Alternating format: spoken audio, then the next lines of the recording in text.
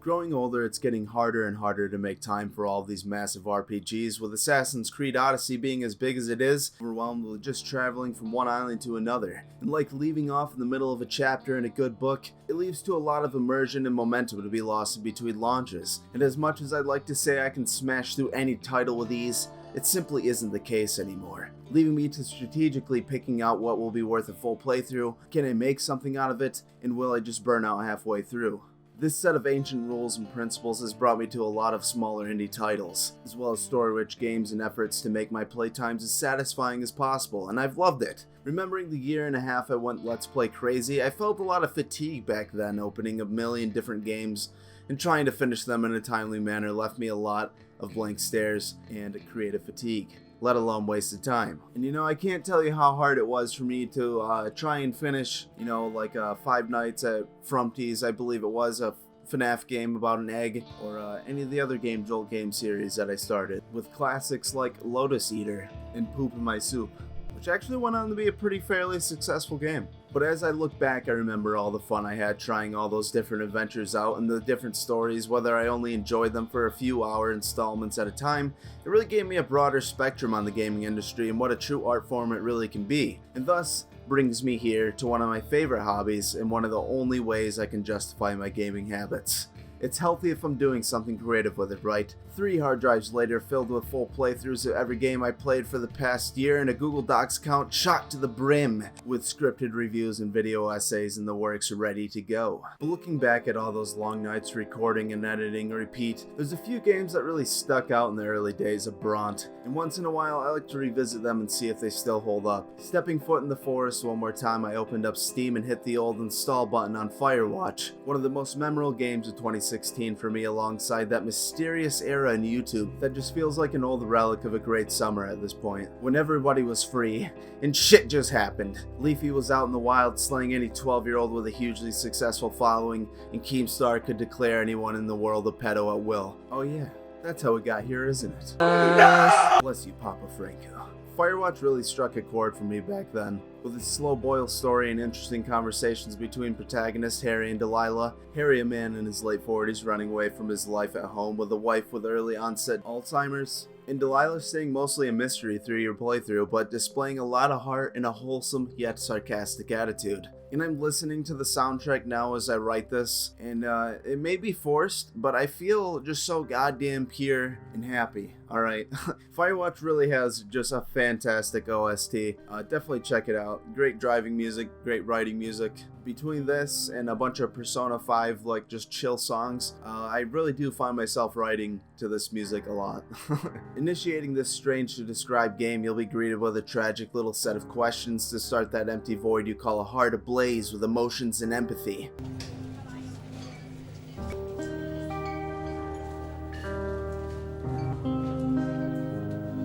Firewatch gives you a decent amount of wiggle room when it comes to shaping the story, or at least your relationships with the people in it. And by people, I mean the one person you'll be interacting with throughout the whole game.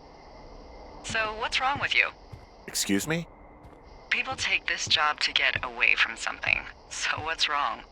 What's wrong with you?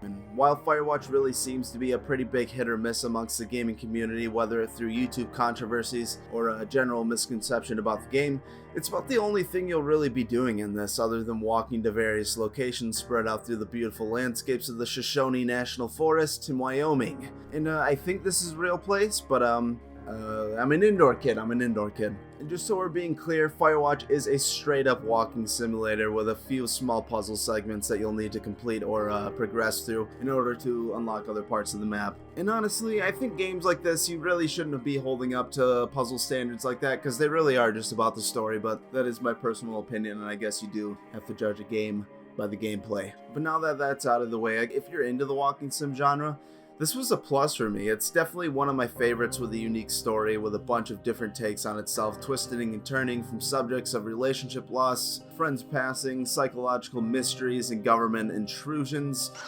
Holy shit. What's going on? You didn't actually find a bear, did you? Firewatch really is just kind of all over the place. It kind of just changes itself as it goes along, as the days of the summer go along.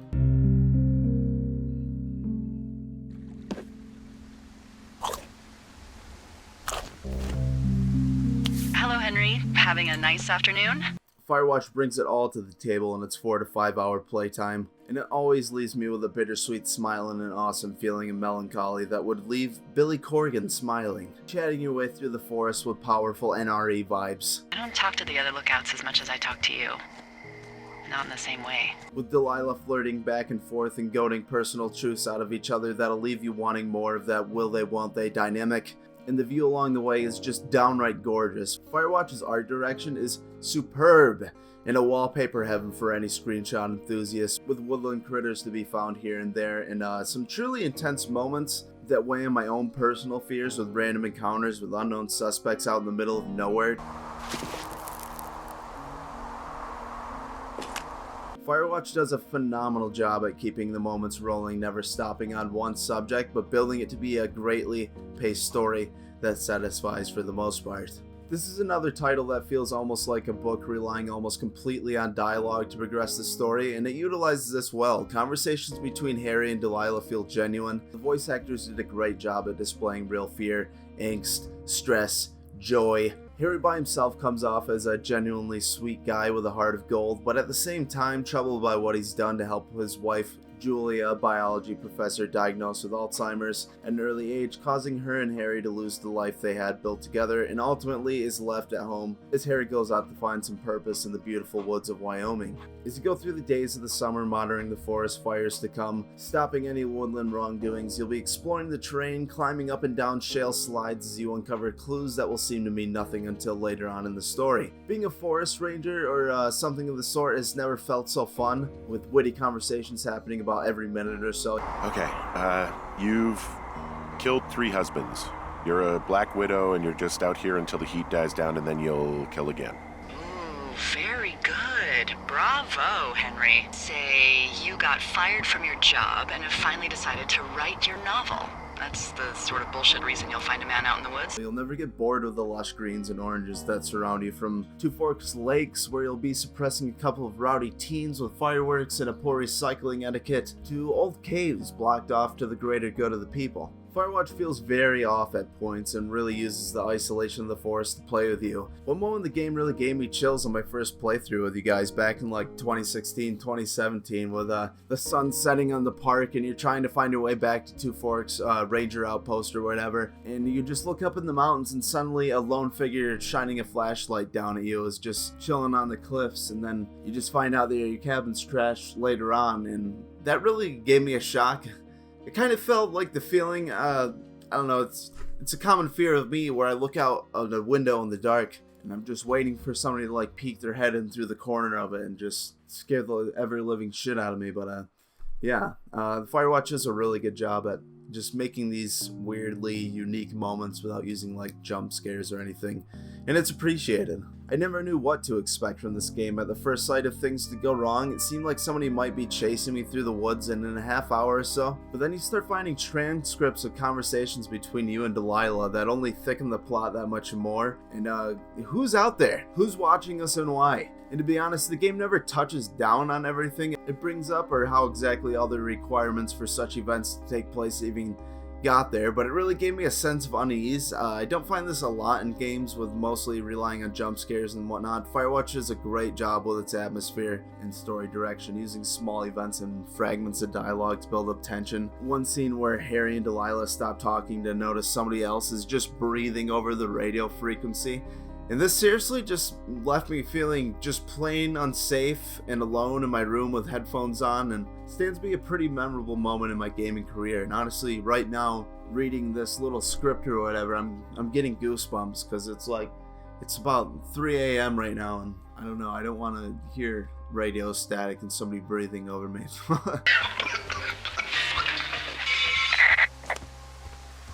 Did you just cough?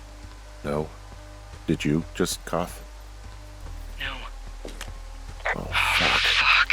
Wholesome moments and tense situations in this game are all tied together by its soundtrack. Firewatch has a beautiful score done by Chris Remo, whose only other work I can find on a game called Space Asshole, if that sounds familiar to you, but nevertheless, he did a fantastic job.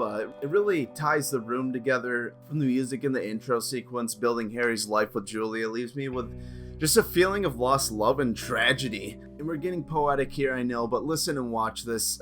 Is it not beautiful?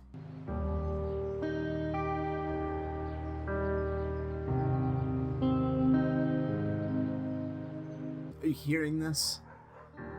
Dear God. Later on in Firewatch, you'll be introduced to the story of the good ones, a father home from war and his son set out in the forest for the summer, setting off the main mystery of the game as they both just seem to disappear at the end of the summer, leaving Delilah no trace or note of where they went. You'll be tracking down old notes and supply caches, reading conversations between old rangers, and uncovering the secrets of the park. And while a lot of people seem to feel this plot was lackluster, I personally found it intriguing through the whole game, constantly getting closer to the truth. Every small memory and piece of the past you find just adds to the overall atmosphere of the game, getting tenser and tenser as you go with wholesome moments few and far in between. It really just felt like one of the good ones was just going to pop up around any corner at any moment, and I don't know. I thought it was pretty great. But with these back of the boxes, I've been known to, kind of suck the dick of these games a little too much. So, yeah, I don't know. I just like most of the video games that I pick out. I don't know. I've been a Game Jolt Let's Player for a year, so my tastes have been deprived a little bit.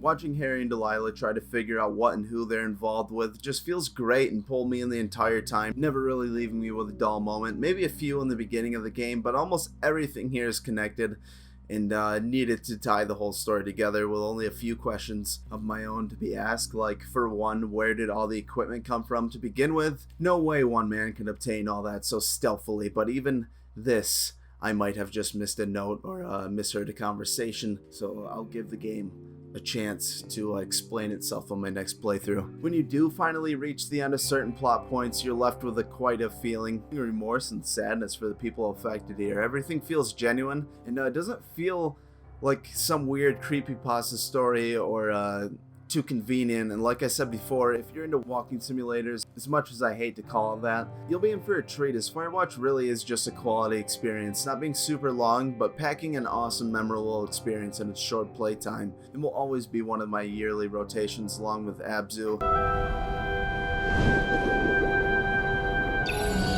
and Conker's Bad Fur Day, and the rest of the greats. There's a bit of controversy with our Lord and Savior Putius Pius after an edgy stream leading to the developer of Firewatch, Camposanto, declaring something about DMCAs and the whatnot, and I'll leave you to educate yourself on the topic, but other than that, this game is pretty undented.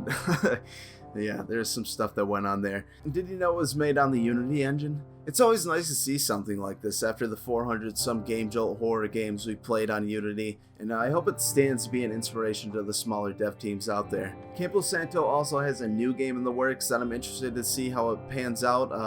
The setting of this one's actually like in Egypt, so I'm interested to see how that's gonna go. I hope it's a lot like Firewatch, where you have like just pretty much two people just sharing a shitload of dialogue between each other, but I'm wondering how it's gonna go. I wonder if it's gonna be more like an excavation thing, is it gonna be supernatural, or is it gonna stay in the realm of non-fiction or fiction, whatever one isn't magic. But yeah, between that and Giant Squid Studios' new game, the people who made Abzu, I think it's called something of the Pathless or something like that. I'm pretty pumped up. I really kind of love these artsy-fartsy games. They're really good at breaking up the in-betweens of like playing really long shooters or just super long RPGs like we were talking about in the beginning. But hopefully I've covered Firewatch in the light it deserves. I'll always end up thinking of a ton of other things to write about it after I finish and edit these, so hopefully I squeeze the most out of it. I've been sitting on this one for a while, and in the script it says, from this lovely Sunday morning of the 1st of March 2020 in a little home in Michigan. It is definitely not March 2020. That is the... Okay, what did I write this? Okay, I wrote this in the 1st of March, and I'm finally recording on March 20th, so who knows when this video is actually going to come out. But yeah, just think of all these videos as like a little time capsule or something, because they're so fucking random. I write them and there's like really time specific dates and stuff and like events that are happening in the world. Like right now, it's the coronavirus. So if I happen to be dead when this comes out, you know, just ask my family, tell them that I want my whole Google Docs to be released publicly so everybody can just read the backlog of reviews and video essays I have made, because I don't know, that's what I do. I work and I write those and I play video games. But anyways, guys, like I said, I really hope I did cover Firewatch in the best light that I could, because it really is a great game and I really do recommend it. I think the developers are great. Whether the whole PewDiePie thing was his or their fault, I don't know. I didn't look very much into it. I just heard the big words that were said. But anyways, guys, please play this for yourself if you haven't. If you don't like it, let me know down in the comments what you didn't like about it, so we can talk about it. We can hash our feelings out. But anyways, guys, this has been Bront. This has been Bryant. Have yourself just a great day. Thank you so much for watching my videos.